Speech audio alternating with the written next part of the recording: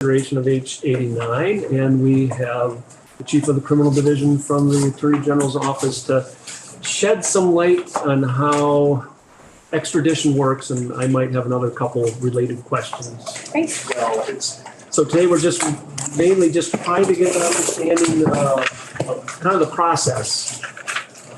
And if you can weigh in on that, and then I can ask my question or other folks have questions. Identify yourself for the record first. Thank you. Excuse me. Domenica Padula, Chief of the Criminal Division of the Vermont Attorney General's Office. And thank you for having me here today on this important legislation. I'm going to talk about the very exciting world of extradition. Extradition is an interesting piece of the law in that it is very unlaw-like. There's not a lot of consideration that goes into it. There's not a lot of case law that happens around it because it is meant to be summary. It's a proceeding that is pretty precise. There's not much discretion in it. It is rooted in the U.S. Constitution. There is an enabling clause to that has been proliferated, and it's the Uniform Criminal Extradition Act. And what that did was in the extradition piece of the Constitution, it is very limited in what it is, which is why there is very little discretion.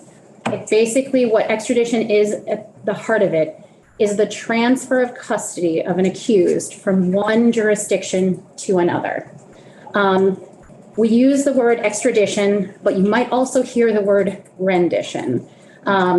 Extradition is used kind of universally and interchangeably, which is fine, and that's perfectly fine. Rendition is really the act of requesting somebody to come to another state. So I'll kind of get down into it when another governor of another state asks our governor for this, they're actually doing a rendition request. So everyone will use extradition, but if you happen to see the word rendition, it basically means the same thing. So just flagging that for you.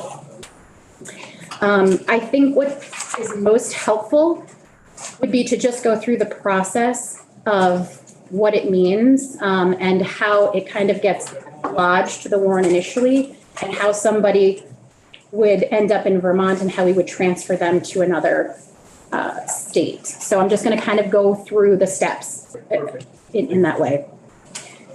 So someone is charged, say, pick your state, Florida. Someone is charged with murder. In that state, same, very similar things happen in order to bring a charge. Sometimes a grand jury, sometimes it's from an affidavit from an officer, and they go before a court and they get someone charged. Sometimes the person shows up, sometimes they don't, but there is some kind of a formal process of that is before a judge. At some point, maybe someone doesn't show up for proceedings that are happening in Florida, say it's a murder charge or something else, and they now are going to issue a warrant for the arrest of this person to be brought back to answer those charges in Florida for murder. The court will upload the warrant request to a national database, which is the NCIC, the National Criminal Information Center. And it's a national kind of clearinghouse for all warrants of those things, and all officers can see them. What's contained in that NCS is a little blurb. It's not everything. All it basically says is someone's wanted in the state of Florida for murder.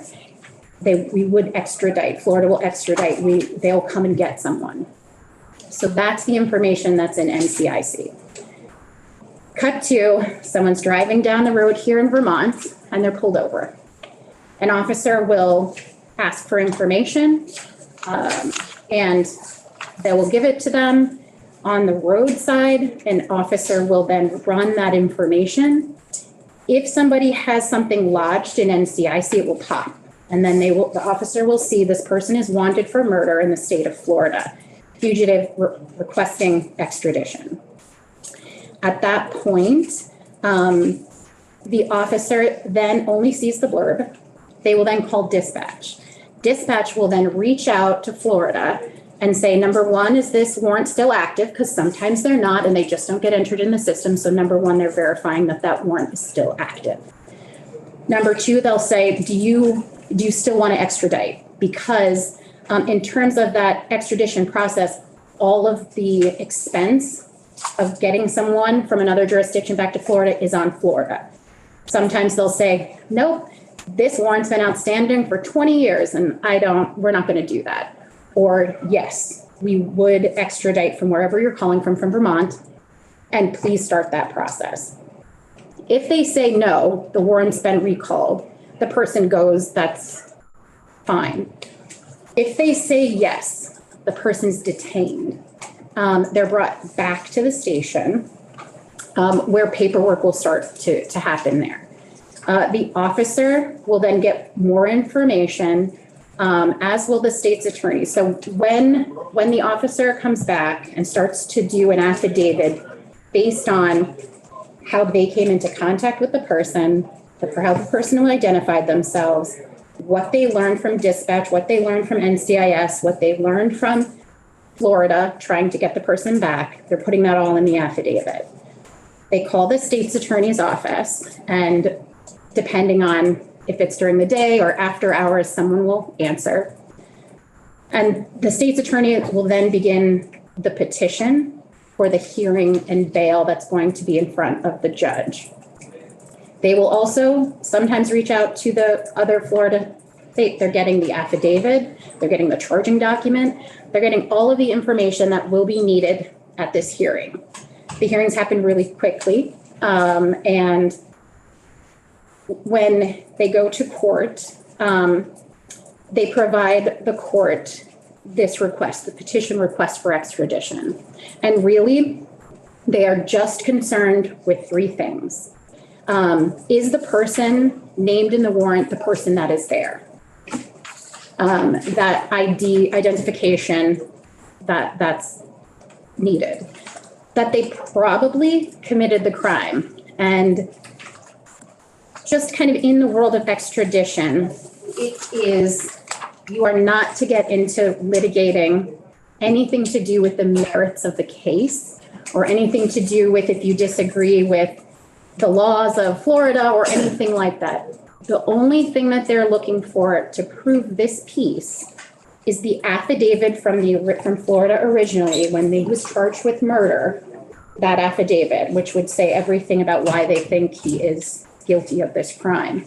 That is enough. It is just really checking off those boxes. And if you think about extradition, it really is a process of not analyzing, but checking boxes that are required. So that is something that the judge will check as required. The third piece, which is the interesting piece and where all of the kind of protections that the states are giving this is happening is, has the person fled that jurisdiction, which also can take the reverse of, was that person in the state at the time of the crime? So that question is there. It's usually yes. Like I said, there's very little that is usually litigated around this because it is so routine and it doesn't get into the merits of anything. It really is just checking the boxes from jurisdiction to jurisdiction.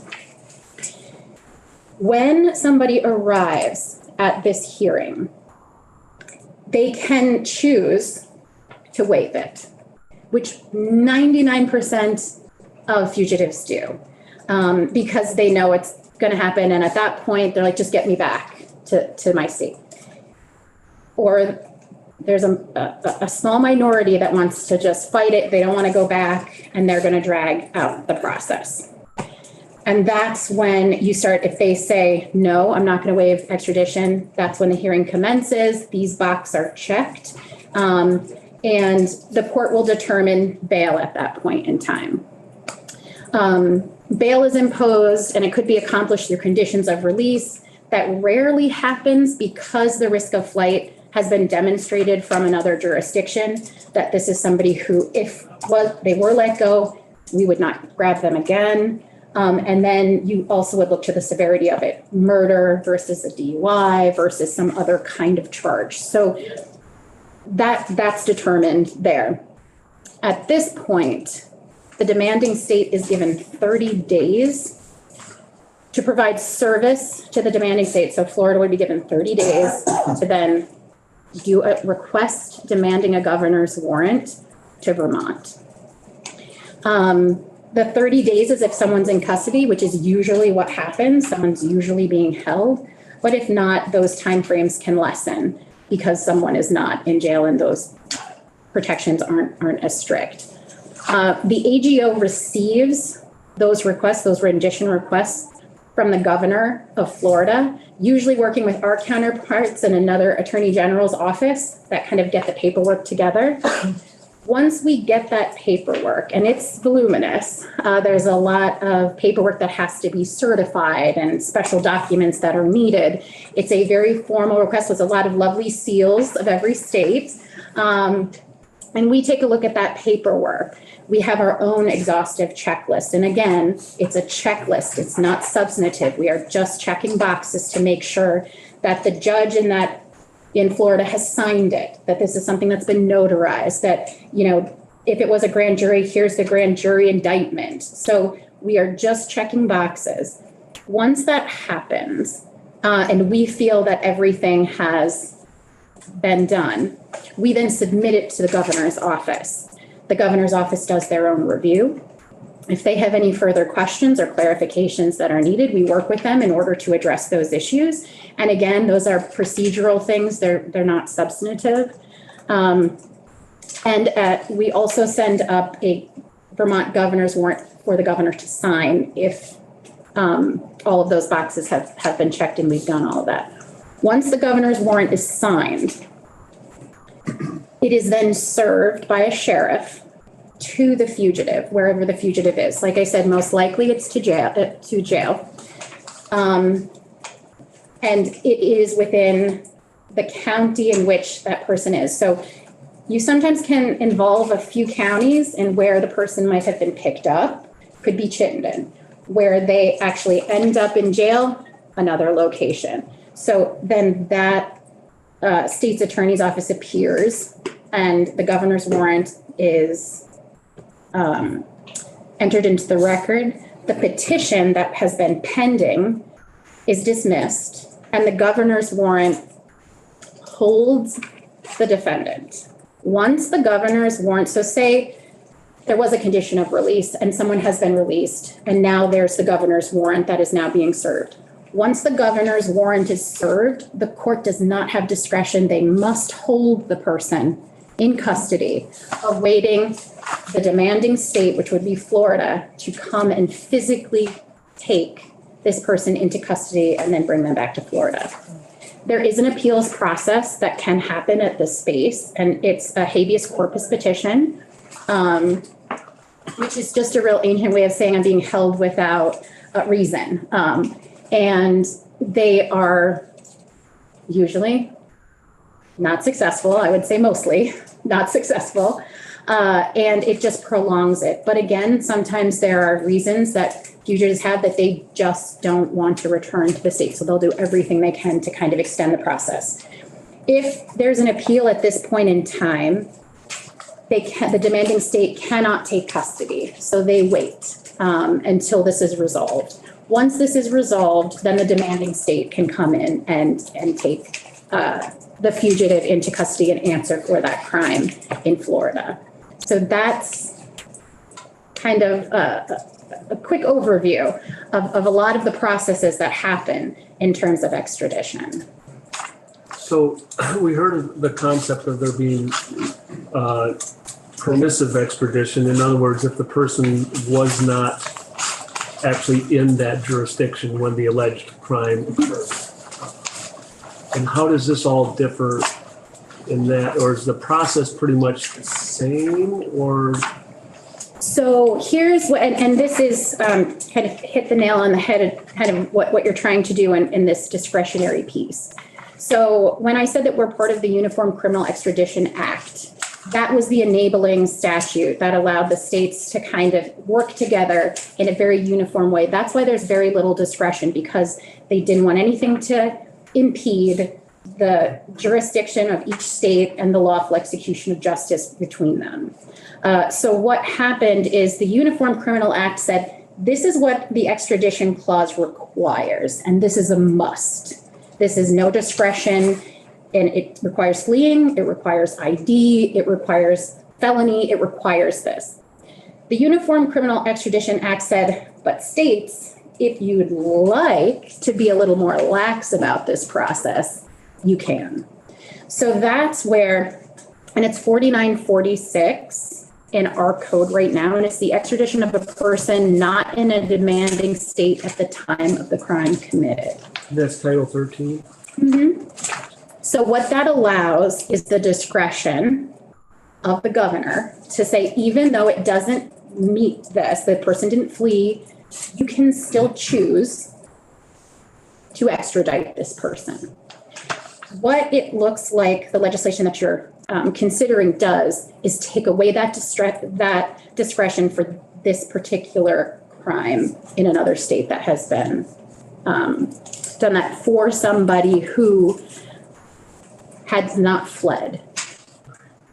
So that's the piece of it. So just to be clear, if for some reason you're dealing with someone in Florida and there is an anti-abortion law there, and that happens, and it's their doctor and they come to Vermont to ski and there's an extradition request, that is not discretionary for the governor. But in what we are all discussing about protecting our Vermont practitioners in terms of that, it would be in terms of that. So what you're doing is limiting the discretion that's been codified. That happens all the time, and that's, there's nothing, personally wrong in kind of that discretionary piece. You are restricting that for these set of circumstances. And that's as, right to the limit of where it can go in terms of that, because when it hits those extradition things, there is nothing that we can do other than to deal with that extradition. Are there other questions? Barbara. So I'm just sort of curious does the AG's office handle that for the governor, or does the governor's office do that on its own? We handle all of the paperwork. Okay. And so we do, we make sure that it's all in order as far as we can see, and then we hand it up to the governor to consider in terms of that. And there is a consideration process, like we said. Sometimes if you're at that point and, the judge in that hearing part says that, they haven't fled, the governor can still request under this provision of another state to do that. And that's the purview of the governor's office. So I don't know how often this happens, but I'm wondering, given that you said it's at the governor's discretion and our attorney general office is different than the governor's office, are there times that the governor wants to do one thing and the attorney general's office wants something else? And how does that work? No, we do not advise on what we think substantively would happen in that. That's purely for the governor and his judgment. We think of us as paralegals in this procedure. We are just making sure that everything that they need to make a decision is there. And sometimes, like I said, it's not a decision. They're just checking boxes, and that's how that goes. Other times there might be a decision point where there is that flexibility, and that is purely up whether the governor signs it and whether he doesn't. Purely up to them. We do not weigh in on the substantive nature of any of these. That's just, yeah. Thank you. Other questions? Okay. Yes, thank you for this. I have no idea how the system works. So I would like to go way back into the process where you mentioned how somebody that has a felony in the state was here and got pulled over for some traffic violation. So the officer would look them up and it shows that they have a warrant out. You mentioned a blurb. So just kind of thinking through this scenario with this law, would there be enough information that said, that engaging in legally protected healthcare, how would they know that it was a warrant related to this? That, okay, we shouldn't deal with this one. That's a very good question. And the answer is, I don't know how you'd like to handle that in terms of this, right? I think that there are some things certainly to discuss. I'm not a constitutional scholar in kind of that way, but kind of in the practical nature of this. And, there would not be enough in that space to empower someone in law enforcement to make that decision. Because like I said, just because of the blurb of information doesn't mean that they fled or they didn't fled. You wouldn't know. So it's not so much what it is in terms of that, but that does flag it. I think in this scenario, it would start another track of thinking about what this is and kind of how that goes. But because it could end up in an extraditable place pursuant to the Constitution, I don't know how it would work for law enforcement to make that call roadside by what they had. Okay, we need to figure that out then. Okay. Can I follow? Yes, Tom, then Angela. Oh, I'm sorry, you were Okay. next. So you're looking at these in consideration as a criminal form, not a civil? Okay. So on the criminal side, I could maybe help a little bit. I've extradited a lot of people and written a lot of fugitive affidavits or whatever. I mean, the first thing I would do if I found somebody was wanted in another state is I'm going to contact that other state to find out what is it we have. And I think we would then have to determine where did whatever happen. We would have to be the screening device. So, because if it happened in the state of Vermont, according to this law, we'd have to release. Well, yes. So I think Somebody would have to release. It wouldn't be me. correct. That is. I think that's where the question is. At which point, who determines this? Because also we have to make sure it's defensible. Because if this does happen, we're going to have a very interested and upset state that's going to say, how did this not, do this? So, I think when looking at, flagging it as something that potentially has this issue, and then flagging it in the state's attorney's petition, we're still going to go through, we still have to kind of go through the process of what this is. But then at that stage, when they would submit this, the fleeing part would be the crucial part that would not be a box that's checked by the court. Right. And at that point, then it then becomes something that I think the court will issue a decision. And then that decision is this. I think what becomes interesting as you know, that it wouldn't quash the NCIC warrant. The warrant is still there. So that warrant, if again, this happens and then they come back, they get pulled over again, the same thing will happen. That will pop, that will happen. I think there's some things that could be done to kind of flag it internally, maybe through Valcor, in terms of flagging. Not everyone uses it, but in trying to think of what can reach places where we could internally, because we can't do anything in NCIC. But what could we tag internally to kind of say that this person has been through this process once, it's the same case, this piece is not moving or changing, and then how do we procedurally kind of make that happen so that it's not disruptive in terms of that. As you know, these are pretty costly and difficult processes to go through. Realistically,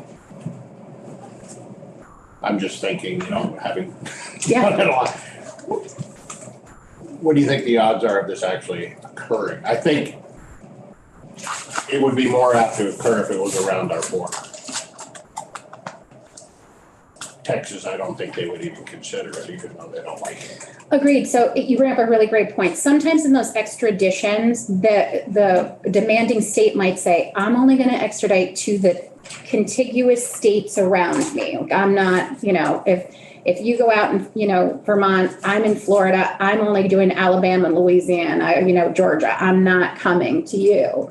And that happens a lot, or it's a warrant that's been a long time and they're not going to do it. So I do think there will be a lot of that. And at least for here, our state, they're very similar to us. And I don't think we'd have that issue as much as maybe states that are directly bordering some of the abortion, where this litigation might be happening or where these laws are happening. I think that is a thing.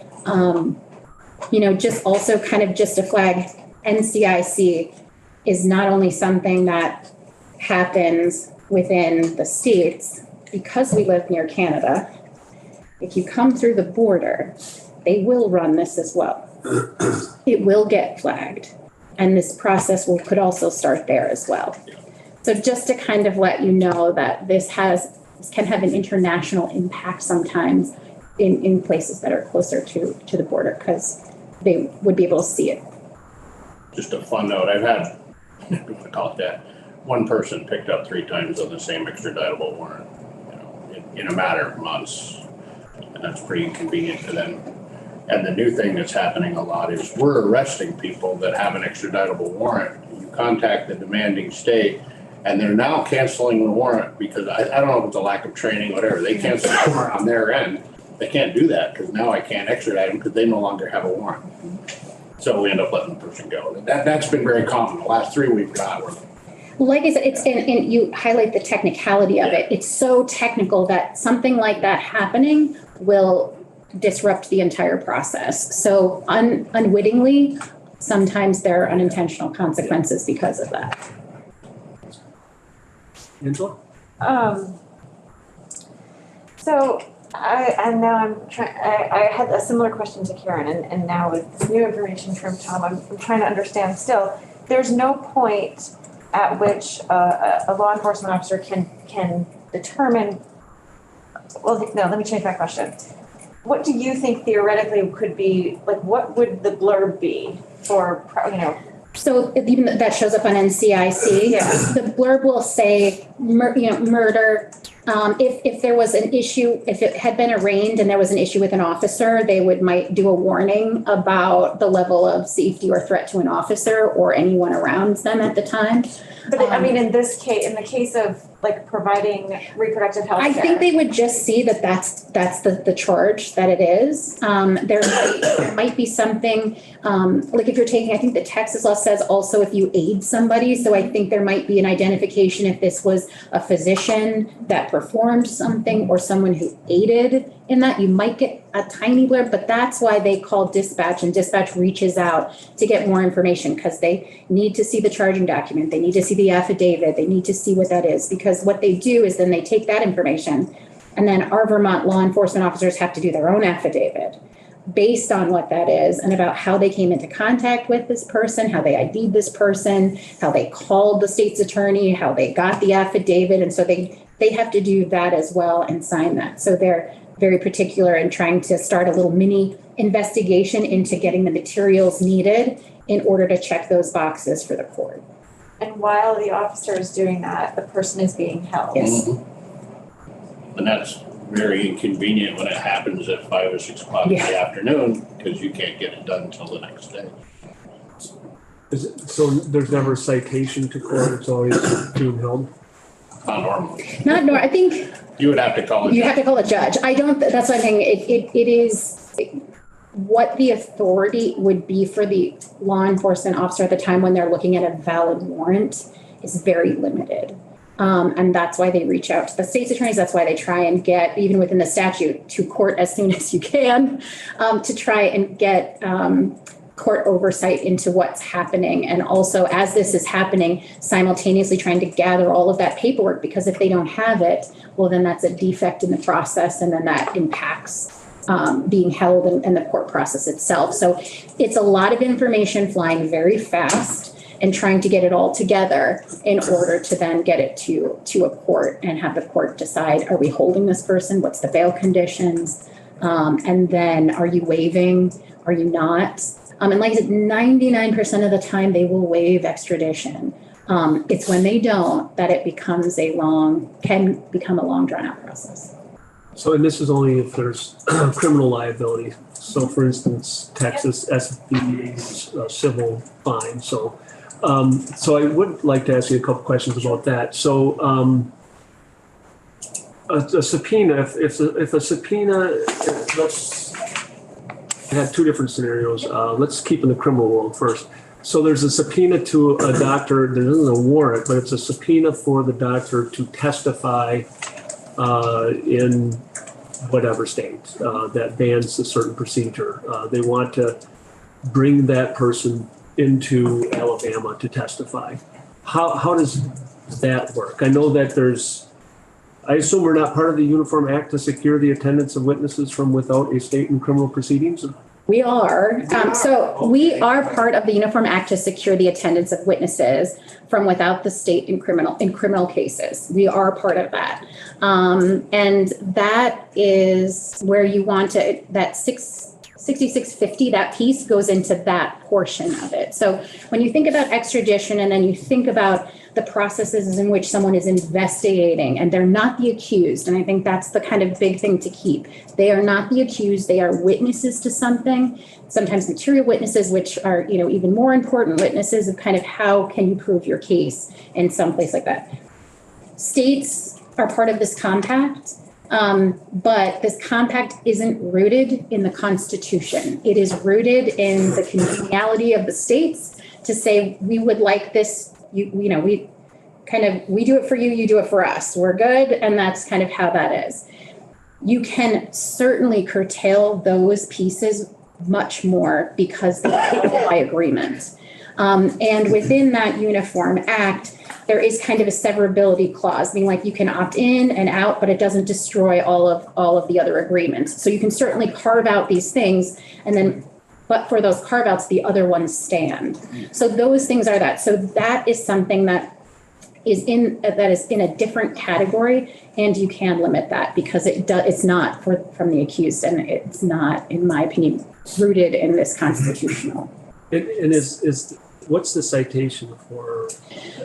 So that would, again, it would be VSA 13, and the definitions from that is 6641 through 6649. Okay, so we're adding 6650 to affect that. Correct. Should we specifically say that this is because of the strong public policy of protecting these rights in the statute? Because I'm referring specifically, there was a New York case that found that their policy for a shield law for protecting confidential sources of journalists was enough to not send the person under that act that we just talked about. I mean, I think anywhere that you can be clear is great for the law in terms of what the purpose is. And I think that is also something that could signal to other states saying that this one thing is something within the Constitution of Vermont and what we hold. And that is why we're denying this. But in all other places, we would do these things, we work together, and all those other pieces comply. So, being more clear, I don't think would hurt. And that policy bit probably doesn't matter one way or another in the extradition part. Actually, matter here, or no, go ahead. No, actually, so it really doesn't, and that part is rooted. And I think, I'm sure Ella was here before, and there's a specific case on point in extradition. It was a case out of New Mexico and Ohio. It kind of went to Ohio, and they claimed, Ohio was claiming that they were going to deny extradition based on their constitution, and they thought what New Mexico was doing was an affront to kind of their state and their values and belief. It went all the way up to their highest court, and they agreed with denying the extradition. It went to the Supreme Court, and they said no. And they said, because this is exactly what you can't do in these cases, is it's really just a transfer from one to the other to answer something in a crime in another state. So it didn't matter that they claimed that it was something from their constitution or something that was an affront. In terms of that, when it hits the four corners of that, which it was, the person had fled, the person had been that, and that they were kind of just saying, no, we're not going to do it because we don't believe in that. Think of it something along the lines of states that have death penalty, and other states who wouldn't, and then you would keep that from one to the other, but that's something different. So that's kind of where that is in that policy background. But Ella, again, can wade deeper into constitutional waters than I can. So I would say a policy statement with regard to extradition is not really necessary because we can tell the governor not to exercise the discretion in that one component of extradition if the person was never in that other state. In this, it may make sense to make it very clear because the court will be looking at the summons, and if we tell them this is our strong public policy to not do this, then. So I did want to go back to the other issue as far as warrants, the stops, the police stops. So if we can put something in Valcor, something locally, so when law enforcement pulls over someone that has one of these warrants and it's already been determined that it's associated with, well, the person wasn't in the state, that the extradition wouldn't work. The person's maybe have gone through this once. I'm not sure how else to put it in there, but I mean, my understanding, most law enforcement is using Valcor now. There are some exceptions. There are some exceptions. We'd have to figure out that or make them get on Valcor. Is that something, maybe it's a question for Tom as much as Dominica, is that, who do we direct to do that? That's a really good question. I know somebody that could answer that. Okay, so we'll I do think it's law enforcement who are routinely doing these things, I think would, maybe you'd like to hear from kind of the reality of kind of how these things move and what that looks like. Trying to engineer this. So they're in NCIC with a warrant. They're in the warrant. And we want to notify Vermont law enforcement there's a warrant, but not do something with it? No, so this is where I think, I think once they've gone through this process and it's for this charge and that we have had a Vermont court say that this fleeing piece was not something that they had and it can't be remedied. You were either there, you weren't, it's been found that you weren't. That even though if you get pulled over again, roadside, you'd see, obviously would pop up in NCIC, but in Valcor, it could be a note being like, this person has done this has gone through the court. That's easy. And An officer can put that in. an officer can put They in- would have to be trained to know that. They'd have to- which is and to another see it. problem. Yes, But presumably that the other state might withdraw that warrant if we've shown in our state that, hey, this person wasn't here. That doesn't happen. no, because we have that protection, but not all states have that protection. So if all of a sudden they crossed over into New Hampshire and New Hampshire didn't have this protection, that warrant would be valid in New Hampshire and they could make that claim there. So they would not quash that warrant based on our own procedure. Unless Vermont, so Right. when you confirm a warrant, there's a transmission made to the demanding state. That transmission could include information saying we will not because of the. Yeah, and It'd that's just be for automatic. Vermont. Yeah, for Vermont, and that it wouldn't change the warrant in It would other change people the saying it. outcome of the stop. Here. Potentially, yeah. Maybe here in terms of that, but that again, I think is a question of how much do you want law enforcement to make that call on the roadside? Or is it something that you would then go through the process still, but it would be something where you would contact the state's attorney and say this, give them that information that this has gone through, contact the court. The court says, okay, I'm gonna cite this person. And then we come back in and kind of do that. So I think there's a way that it could streamline where they're not detained in terms of that. And that it would kind of move differently, at least in Vermont on a second But stop. only on a second. The first will always have to be the full process. That would make the most sense and the easiest way to defend it in terms of explaining to the demanding state that they went through the process. It wasn't like someone made a decision, they went through a process of this and it was determined from a court that this failed, and that we are not doing that.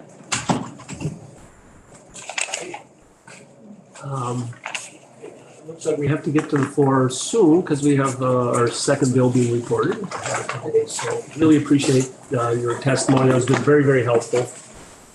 Although you've raised additional issues we have to resolve, but I apologize. that's part of the deliberate process. It's better now than later, so appreciate it. Thank you so much.